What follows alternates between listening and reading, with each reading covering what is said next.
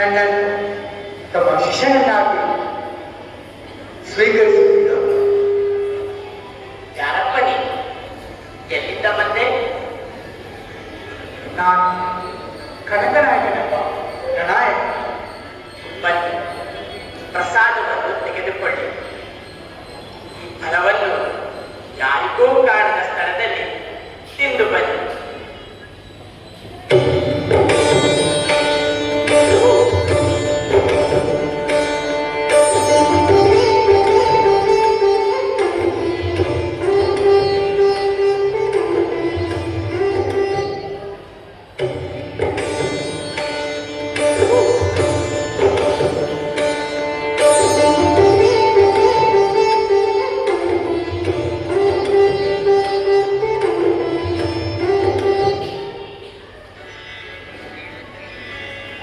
ಆಚಾರ್ಯ, ಭೀಮಾಚಾರ್ಯ, ನಿಮಗೆಲ್ಲ ಫಲಗಳನ್ನು ಕೊಟ್ಟಿದ್ದೇನೆ. ಅದನ್ನು ಎಲ್ಲಿ ತಿಂದಿರಿ?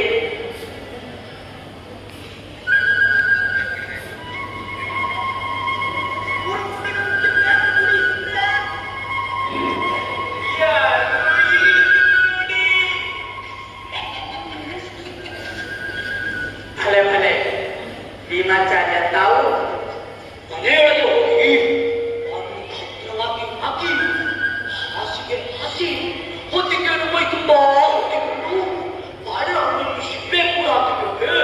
ಇಡೀ ಹಣ್ಣುಗಳು ತಪ್ಪಿ ಹಾಗೆ ತಿನ್ನಿಸಿದ ಮಾಸ್ತರುಗಳೇ. ಯಾರೂ ನೋಡಲಿಲ್ಲವೇ? ಅಯ್ಯೋ, ಒಂದು ಸೊಳ್ಳೆ ಕೂಡ ನೋಡಿಲ್ಲ ಮಾಸ್ತರುಗಳೇ. ಕನಕ, ಹಣ್ಣನ್ನು ಬೇಯ.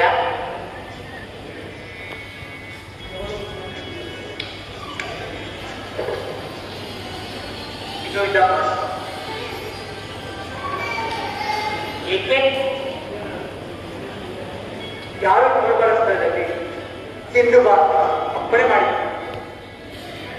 ಎಲ್ಲೆಲ್ಲಿ ಹೋದರೂ ಪರಮ ಮನುಷ್ಯ ಮಾಡುವ ಸಕಲ ಕೆಲಸಗಳು ಮೊತ್ತ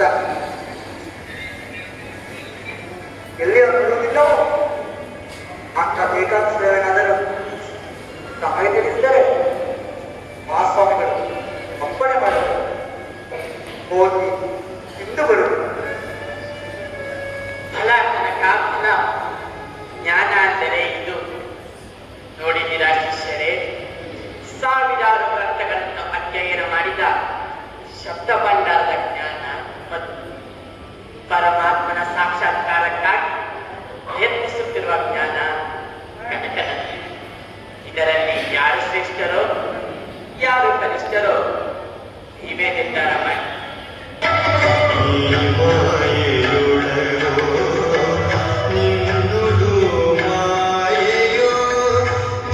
ಕನಕ, ಬಾಯಿ. ಪೂಜ್ಯರಿಗೆ ನಮಸ್ಕಾರ. ಯಾರು ಸ್ವರ್ಗಕ್ಕೆ ಹೋಗಬಹುದು ಎಂಬ ನನ್ನ ಪ್ರಶ್ನೆಗೆ ಪಂಡಿತರು ಅವರವರ ದೃಷ್ಟಿಕೋನದಲ್ಲಿ ಬಹಳ ಗಹನವಾಗಿ ಯಾರು ಸ್ವರ್ಗಕ್ಕೆ ಹೋಗಬಹುದು ಎಂದು ಹೇಳಿದರು. ಈಗ ನೀನು ಹೇಳು, ಇಲ್ಲಿರುವವರಲ್ಲಿ ಯಾರು ಸ್ವರ್ಗಕ್ಕೆ ಹೋಗುತ್ತಾರೆ ಎಂದು? ಅಪ್ಪಣೆ ಗುರುಗಳು, ನನ್ನ ಬುದ್ಧಿಗೆ ತಿಳಿದಷ್ಟು ನಾನು ಪ್ರಯತ್ನಿಸುತ್ತೇನೆ. ಇವರು ಮಹಾಪಂಡಿತರು, ಸಕಲ ಶಾಸ್ತ್ರಗಳನ್ನೂ ತಿಳಿದವರು. ಇವರು ಸ್ವರ್ಗಕ್ಕೆ ಹೋಗುತ್ತಾರೆಯೇ?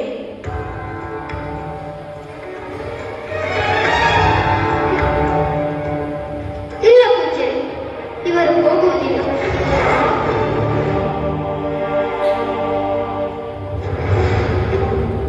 ಇರು, ನಾವು ಹೋಗುತ್ತೇವೆಯೇ ಕನಕ?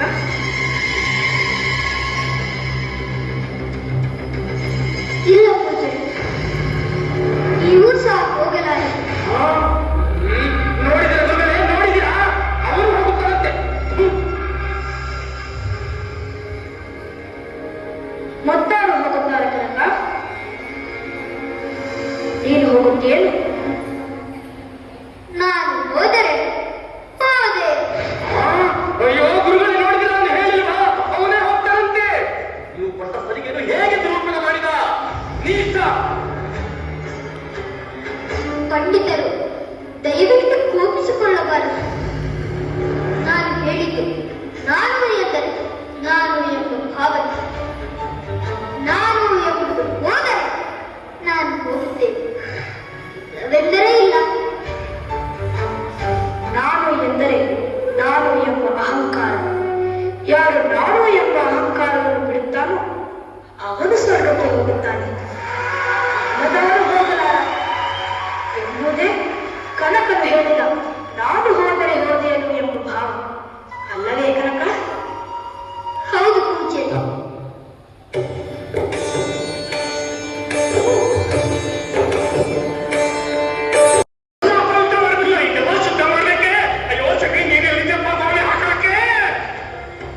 ಕೃಷ್ಣ, ಏನಪ್ಪ ಇದು? ನಿನ್ನ ದರ್ಶನಕ್ಕೆಂದು ಬಂದ ಈ ದಾಸನಿಗೆ ಆಶೀರ್ವದಿಸದೆ ಈಗ ದೂರ ತಳ್ಳುವುದು ಸರಿಯೇ ಸ್ವಾಮಿ? ದಯಾಮಯನಾದ ನೀನು ನನಗೇಕೆ ನಿರ್ದಯಿಯಾದ ಪರಮಾತ್ಮ? ಕೃಷ್ಣ,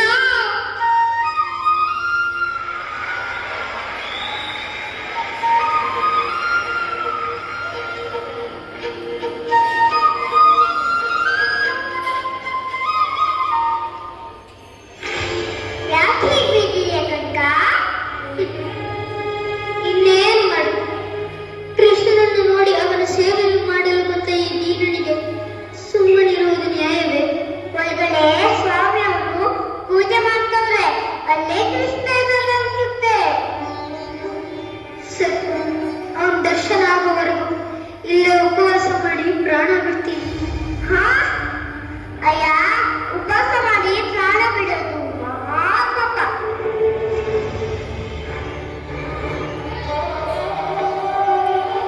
ತಗೋ ಈ ಕಡ್ಯಾಯ, ತಗ ಮಾಡಿ ಊಟ ಮಾಡು.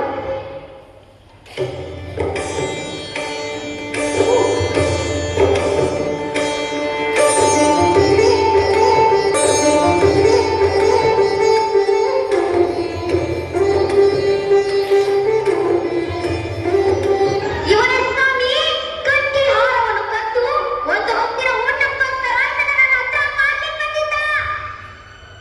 ಹೇಳು, ಬಾಯ್ಬಿಡು. ಕೃಷ್ಣ, ಪರಮಾತ್ಮ, ಅಯ್ಯೋ, ಭಗವಂತ, ಪರಮಾತ್ಮ, ಕಾಪಾಡಿಸುತ್ತೆ, ಕಾಪಾಡು.